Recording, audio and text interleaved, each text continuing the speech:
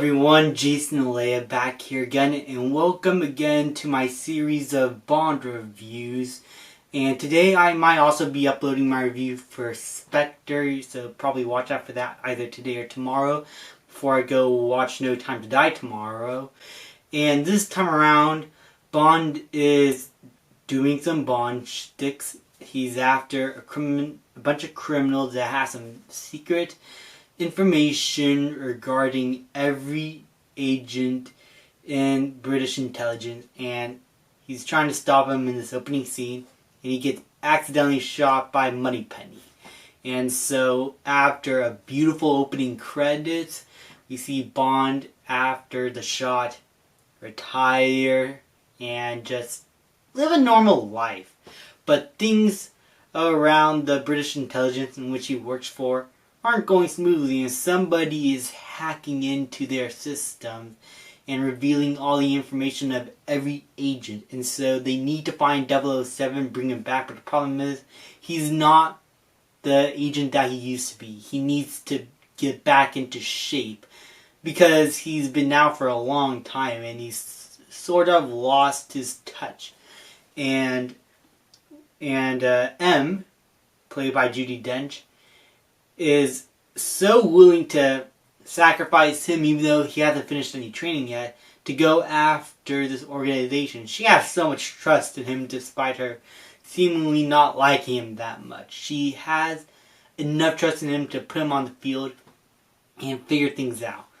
And we figure out that this criminal that we're after is Silva. And this is going to be a spoiler review, by the way.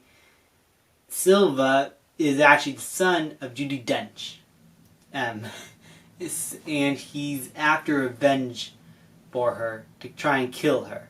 Basically humiliate her, try to get her to lose her position, and then at the end kill her. And Bond, when he figures this out, he does whatever he can to try and save her, and he takes her to Skyfall, an area in which he was raised in. And it's a very personal place, so it's very cool to see where this version of James Bond comes from, his history, and it's very cool to see how his family kind of is like. Well, mostly that one person that he knew a long time ago, that we only met for the first time, but it worked so well because we knew Bond for the first two movies to now. This felt like a conclusion, including for M's character. She gets a lot more time to shine here and has much deeper character development than in any of the previous films, in my opinion. And it worked here because this is sort of a swan song for her.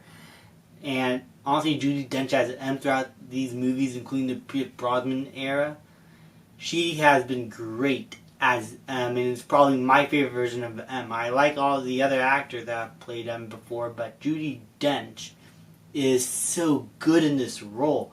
She's heartless, mean when she needs to be, though there's a bit of humanity to her character, and that's showcased thoroughly here.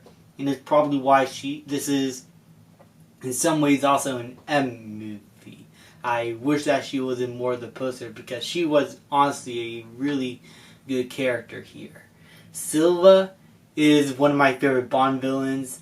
Javier Bardem does a great performance. His character motivation makes sense. I love how personal his motivations are to M, and James Bond is just in the middle of everything, trying to figure things out. Though there's a bit of a personal vendetta against Bond also, so it's not like the villain and hero aren't completely, in some ways, connected. So I like that, how Sam Mendes was able to draw a fine line between all three characters. It's like a perfect triangle. The cinematography by Roger Deakins is the reason why this is my favorite Bond film, because it's so beautiful to look at. It's not only well directed and everything, that's all great, but the way the movie is shot, the way it looks, it's some of the best in Bond history. I mean, a lot of the newer films do look great, but it's going to be tough to beat Roger Deakins, and not even Spectre was able to hold a candle to that, even though Sam Mendes was directing that movie. The writing, for the most part, at least in the first 2 acts, was amazing. But around the 3rd act, even though I do really love the way it concludes the character arcs, the final battle does feel a bit Home Alone-ish and a bit cartoonish in some ways. But honestly, it's also a lot of fun if you don't think about it too hard. It's just a lot of fun. It's just a fun 3rd act. It just suffers from feeling a bit like Home Alone and a bit silly at points, which is a bit off. It's a small nitpick for me because it doesn't bother me that much because the rest of the movie is so great. It doesn't ruin the movie, and the character arcs still end very perfectly here, but I could definitely understand some of the criticisms towards that 3rd act. So it's not like this movie's flawless. But it's just a small nitpick I had that never bothered me, but I thought I'd bring it up because it is valid criticism. But other than that, I was riveted from start to finish. I thought the opening credits is some of the best I've seen in a Bond film. Adele's Skyfall is my favorite Bond song. I listen to that almost all the time, even still today. Such a beautiful song. The action is very much excellent. Sam Mendes helmed the action a lot differently than in Quantum of Solace and Casino Royale. Here, it is a lot more stable. You can see everything. There's no shaky cam, even though the other films had shaky cam. This one, I love how Sam Mendes was able to keep the camera still, but off and show everything. It just makes the entire movie feel like a grand epic. And it's something that feels different from all the other Bond films. And considering that we don't see a barrel roll sequence until the very end of the movie, it goes to show that this movie is trying to be something different. And it's what I love about the Daniel Craig movies. When they're different, they are amazing.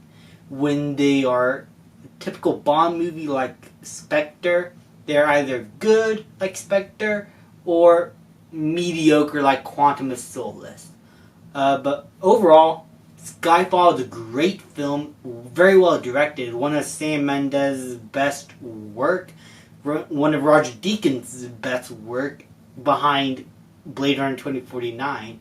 Daniel Craig is still amazing as Bond. He still gives a great performance in his character arc from trying to learn how to become the best Bond he can while also trying to deal with a lot of personal history is very much well executed. Judi Dench's M is by far my favorite aspect of the film, and she gives a standout performance here. Javier Bardem is great as a villain. And just overall, this is, in my opinion, the perfect Bond movie for me. I mean, there's a lot of other Bond movies that are technically better, but to me, this is my personal favorite.